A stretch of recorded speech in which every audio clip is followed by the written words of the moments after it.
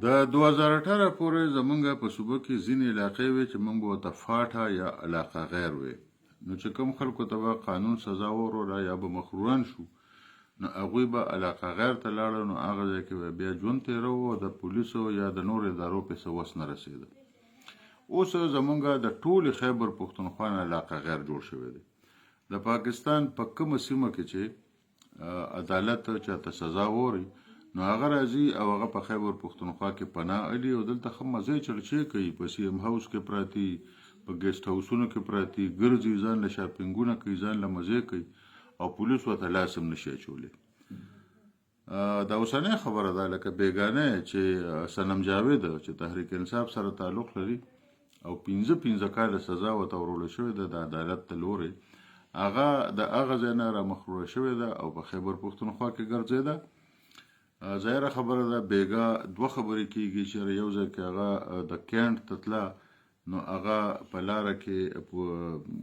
فوج والو درولې، لکه څنګه چې موږ ټول خلک ودرېږي او رانه شناختي کارت غواړي. هغې چې ورته خپل کوم شناختي کارت وخوړ نو هغه بلاک و، او شناختي کارت چې کله بلاک شي نو بیا هغوی بیا متعلقه تاڼۍ ته هغوی ټلیفون کوي چې راشه تاسو پته ولګوئ چې د دې کس شناختي کارت بلاک دی، نو دی په څه مسله کې مطلوب خو نه دی. پولیس والا چې راغلي دي نو هغوی چې لیدلي دي او هغوی بیا په کمپیوټر باندې رابطه کړې ده، نو وایي چېرې دا زنانه چې کومه ده نو دا خو د اچرا تاڼۍ ته، لاهور اچرا تاڼۍ ته دا مطلوب ده، لهذا هغوی ځان سره بیا بوتلې ده او وروستي معلومات خو دا وایي چېرې د اچرا تاڼۍ پولیسو ته یې حواله کړې ده. دویمه خبره دا کېږي چې هغه په پېښور کې د سپیکر سلیم بابر سواتی د بنګلې نه گرفتار شوی ده، خو دغه خبره ماته څه دونه مصدقه نه ښکاري. اوس خبره دا ده چې لکه زمونږ د صوبې نه داسې یو حال جوړ شو چې د کوم ځای نه څوک چاته قانون سزا اوري نو هغه به راځي او هغه به زمونږ په صوبه کې پناه لي، نو د غونډې خیبر پښتونخوا نه علاقه غیر جوړ شو او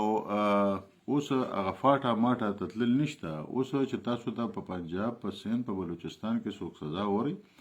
نو تاسو دې ځای کې راتلی شئ، دې ځای کې د تحریک انصاف حکومت دی، دې ځای کې به نه تاسو ته پولیس لاس اچوي، نه به تاسو قانون بله اداره تاسو ته لاس اچولی شي، نه ته بل څوک لاس اچولی شي. او خدای دې کړي چې تاسو پکې 10 مرګونه هم کړي،